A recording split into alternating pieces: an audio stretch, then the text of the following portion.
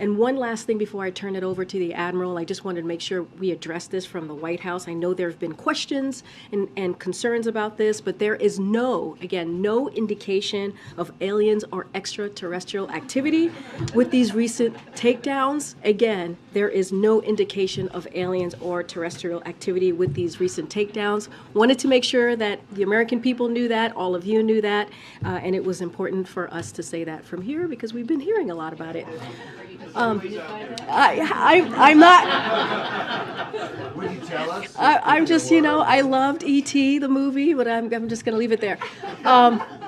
With that, with all seriousness, I know there's a lot of questions about the flying objects. Admiral John Kirby is here with us today, and he's going to have a couple things to say at the top about it, and then take your questions, okay?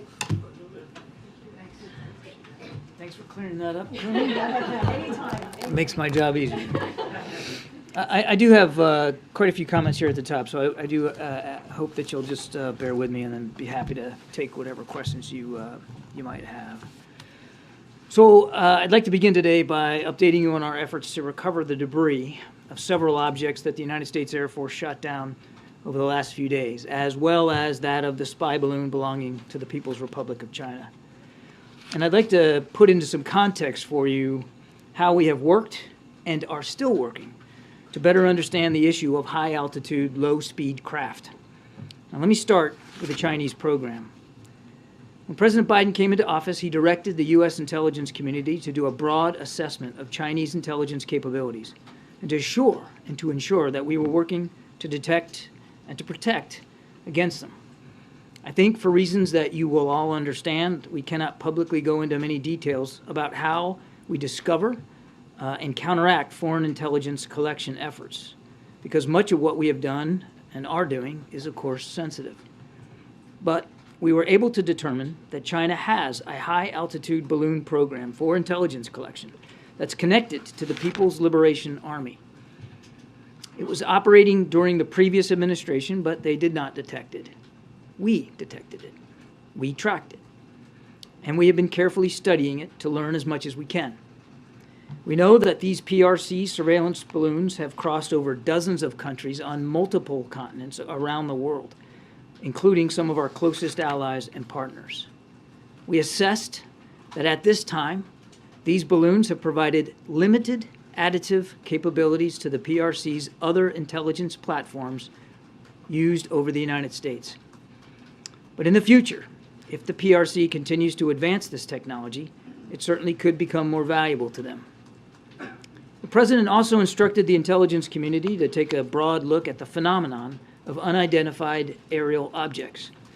Indeed, President Biden conducted the first ever daily intelligence briefing session devoted to this phenomenon back in June of 2021. He was briefed that this is not just an issue for the United States, but one for the rest of the world. And as I said, our friends and our partners are dealing with this as well. We worked on a bipartisan basis to stand up an office at the Pentagon to study this in partnership with the intelligence community, academic institutions, and the private sector. These unidentified aerial phenomena have been reported for many years without explanation or deep examination by the government. President Biden has changed all that. We are finally trying to understand them better. Now, in light of the Chinese balloon program and this recent incursion into our airspace, the United States and Canada, through NORAD, have been more closely scrutinizing that airspace, including enhancing our radar capabilities, which, as the commander of NORTHCOM and NORAD, General Van Herk, said just last night, may at least partially explain the increase in the objects that have been detected. Slow-moving objects at high altitude with a small radar cross-section are difficult to detect on radar. Even objects the size of the Chinese spy balloon, which had a payload the size of roughly 3 school buses, were not picked up by previous administrations or other countries. We also know that a range of entities, including countries, companies, research, and academic organizations, operate objects at these altitudes for purposes that are not nefarious at all, including scientific research. That said, because we have not yet been able to definitively assess what these most recent objects are, we acted out of an abundance of caution to protect the security, our interest, and flight safety. In Saturday's case, we acted in consultation with the Canadian government, the President speaking personally with Prime Minister Trudeau.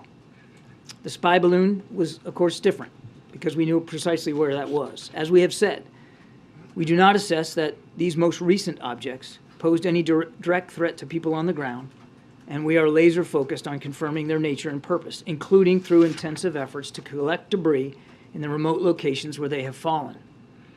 In each instance, we have followed the same basic course. We assessed whether they posed any kinetic threat to people on the ground. They did not. We assessed whether they were sending any communication signals. We detected none. We looked to see whether they were maneuvering or had any propulsion capabilities. We saw no signs of that. And we made sure to determine whether or not they were manned. They were not. We did, however, assess that their altitudes were considerably lower than the Chinese high-altitude balloon and did pose a threat to civilian commercial air traffic. And while we have no specific reason to suspect that they were conducting surveillance of any kind, we couldn't rule that out. That is why the President, at the recommendation of the Secretary of Defense, the Chairman of the Joint Chiefs of Staff, and the NORTHCOM NORAD commander, gave the order to shoot them down. These missions were completed successfully and safely. Efforts are actively underway right now at all sites to find what is left of those objects so that we can better understand and communicate with the American people what they are. I think it's important to remind the objects in Alaska and Canada are in pretty remote terrain, ice and wilderness, all of that making it difficult to find them in winter weather. The object over Lake Huron now lies in what is probably very deep water. So outside of recovery operations, what are we doing? Well, first, we are continuing to monitor. There are no active tracks today, but the professionals at NORAD will continue to do their important work. Secondly, we are consulting with allies and partners on the challenge of identified aerial phenomenon and how we can all work together to deal with that challenge. The President has directed the Secretary of State, Secretary of Defense, and the Director of National Intelligence to engage with their relevant counterparts to share information and to try to gain their perspectives as well. Again, this is an issue that affects everybody around the world. Third, we will continue to brief members of Congress and relevant state leadership on what we are doing and what we learn. The President has made this a very top priority. We have, over the course of just the last few days, and certainly over the course of last week, reached out to inform and brief members of Congress and relevant state governors of the operations that we were conducting and of the recovery operations that are underway. We've also kept Congress briefed generally on this issue of Chinese surveillance balloons, including classified briefings last August. And last week, administration officials provided classified briefings for all senators and all members of the House of Representatives on the PRC surveillance balloon. We fully expect and anticipate and support the ability to continue these briefings in the days ahead. And fourth, the President, through his National Security Advisor, has today directed an interagency team to study the broader policy implications for detection, analysis, and disposition of unidentified aerial objects that pose either safety or security risks. Every element of the government will redouble their efforts to understand and mitigate these events. And I'm happy